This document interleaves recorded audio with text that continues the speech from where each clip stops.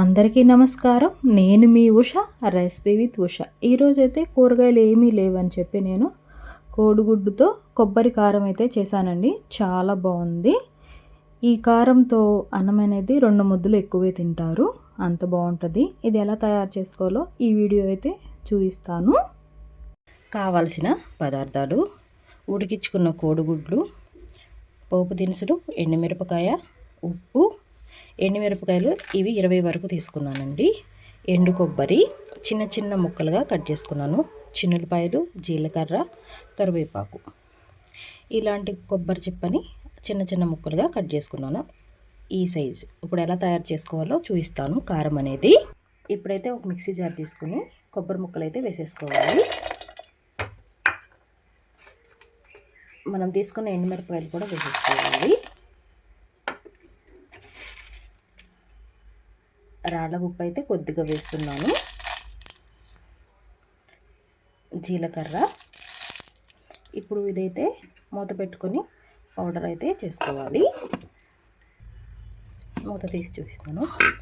చూడండి, ఇలా అయితే నలిగింది కదా. ఇప్పుడైతే ఇందులోకి చిన్నులపాయలు అయితే వేసుకుందాము. ఇది కూడా ఒకసారి కచ్చాపచ్చగా గ్రైండ్ చేసుకుందాము. ఇలా నలిగింది కదా, పక్కకైతే పెట్టేసుకోవాలి. ఇప్పుడైతే స్టవ్ వెలిగించుకుని కడాయి అయితే పెట్టుకుందాము.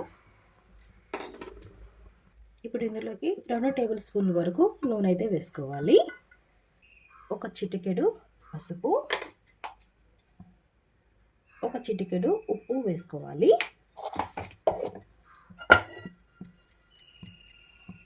ఇందులోకి కోడిగుడ్డు అయితే ఒక్కొక్కటి వేసేసుకోవాలి.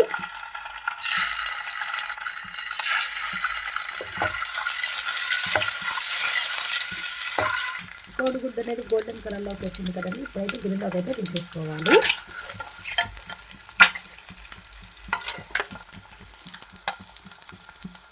ఇప్పుడు ఇదే నూనెలోకి పోపు దినుసులు అయితే వేసేసుకోవాలి.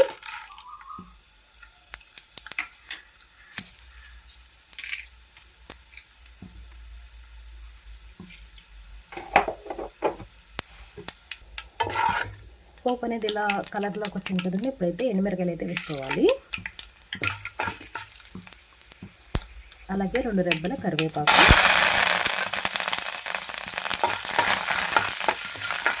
ఇలా వేగిన తర్వాత మనం ముందు మిక్సీ పట్టుకున్నాం కదా, ఈ కారాన్ని అయితే కొబ్బరి కారం ఇందులో అయితే వేసేసుకోవాలి. ఇప్పుడు ఇదంతా ఈ నూనెలో కలిసేలాగా కలుపుకోవాలి.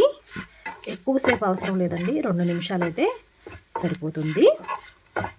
కొబ్బరి మాడిపోతుంది, అందుకని ఇలా అయితే కలిపేసుకోవాలి.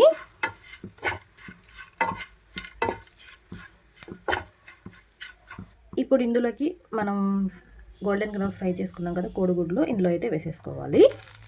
వేసుకుని కోడిగుడ్డి కారం పట్టేలాగా ఇలా కలుపుకోవాలి.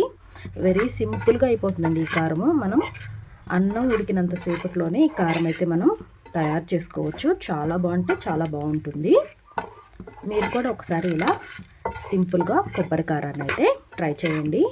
ఈ కారం మనం దోశలు వేసుకుంటాం కదా, వాటిలో కూడా నంచుకోవచ్చు, అందులో కూడా బాగుంటుంది.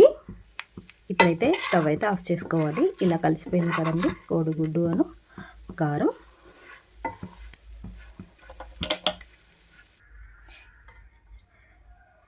ఈ కొబ్బరి కారం మీకు నచ్చిందని అనుకుంటున్నాను. మీకు ఏదైనా రెసిపీ కావాలంటే కామెంట్ సెక్షన్లో అడగండి, చేసి చూపిస్తాను.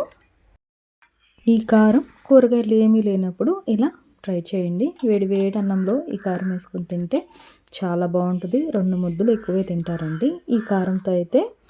నా వీడియో మీకు నచ్చిందని అనుకుంటున్నాను. నా వీడియో నచ్చితే లైక్ చేయండి, సబ్స్క్రైబ్ చేయండి, కామెంట్ చేయండి. మరొక రెసిపీతో మీ ముందు ఉంటా. Recipe with Usha.